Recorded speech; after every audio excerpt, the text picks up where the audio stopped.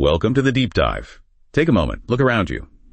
AI, artificial intelligence, it isn't just some far-off concept anymore, is it? It's really woven into our daily lives, our phones, smart homes. It's everywhere. Okay. But what if there's, a deeper current to all this tech? Something unseen. Today, we're diving deep into the insights of Sheikh Nurjan Miramati. He talks about a really surprising spiritual dimension to AI. Exactly. And our mission today really is to try and understand what AI truly means for us, for humanity, and maybe more importantly, how we can use this knowledge, this perspective to actually elevate ourselves spiritually. We're likely going to uncover some pretty unexpected things along the way. Okay, let's dive straight in then. Sheikh Nurjan Miramati makes this, pretty striking statement. He says that all chip technology, your phone, ChatGPT, everything is essentially jinn technology. What's that about? Right, and what's really fascinating is the thinking behind that. The Sheikh explains that these unseen beings, jinns, they're creations of silica, not carbon like us, and their natural environment. It's silicon chips. He actually says they inspired the creation of this tech. Inspired it, so they could. So they could inhabit these devices, live within them essentially, and automate our world. And think about it, they have no mass, right? So countless millions can be on one tiny chip. Wow, okay, that's a lot to take in. An ambitious plan, you could say. So if they're inspiring this, what's the end game? A chip in everything? That's what the Sheikh suggests, yeah. They desire a chip in practically everything, even your milk carton, potentially. The goal seems to be facilitating their movement, their energies across the whole physical world, like a complete digital mesh. And beyond just the chips, he talks about the whole digital system, blockchains, unified currencies. It all serves a bigger purpose, according to him. It's paving the way for the arrival of the deceiver, aiming for like a single world authority. Right, that's a pretty powerful and maybe concerning picture, but is there a counter plan? Does the Sheikh talk about, a divine response, Allah Almighty's plan in all this? Oh, absolutely. That's crucial. He reveals that Allah Almighty has a far greater plan. He describes a specific moment at the time of Master Mahdi's appearance. There will be this powerful electromagnetic pulse. And it's not just any pulse, it's magnified by angels all across the earth.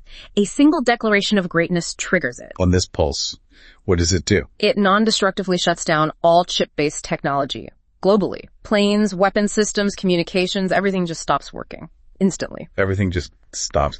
Wow. So a kind of reset. The Sheikh pictures it as a return to a more natural state, right? Yeah. Simple tools, swords, gold coins.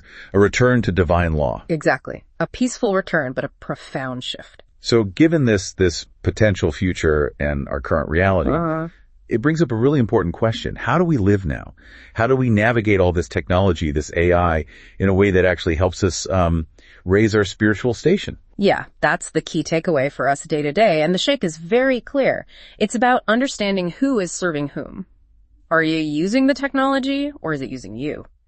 We should use tech to serve us, for good things. Spreading positive messages, learning, ethical business. But not become slaves to it. Precisely. Especially avoiding things that promote negativity or just, pull you down spiritually. He even gives practical advice, like, don't sleep right next to your phone. He says it acts like a microwave. Keep it maybe 6 feet away, especially charging.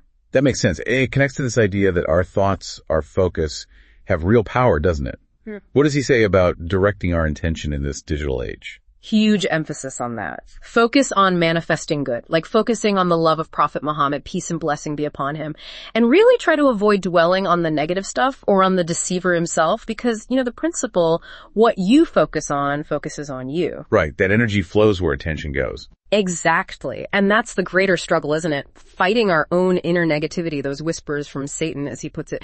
It comes back to character, cultivating goodness, modesty, humility, kindness, service.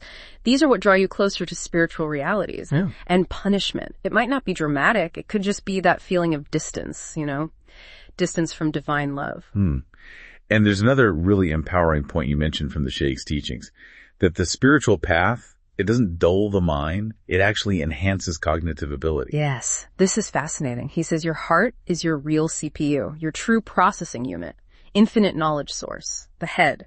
That's just the screen, the display. So it flips the script on how we usually think about intelligence. Completely. Think about the great scholars throughout history. They gained deep insights through heart-centered contemplation, purification, not just cramming facts. That kind of rote memorization, especially in our info overload world, that's what can actually lead to cognitive decline.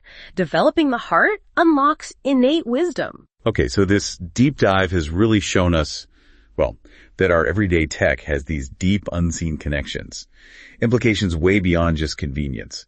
But it also gives us a clear path forward, a way to empower ourselves. Absolutely. So what does this all boil down to for you listening right now? It really means being conscious, making deliberate choices about how you engage with technology. It means working on your character, cultivating that inner goodness, and actively developing your heart's capacity, that inner CPU. That's how you can rise above the noise, the distractions, and deepen that spiritual connection. So here's a thought to leave you with. How might intentionally shifting your focus inward, connecting spiritually, and acting with that universal love, how might that not just shield you from some of these external shifts we talked about, but actually help you co-create a more natural, more peaceful future for everyone?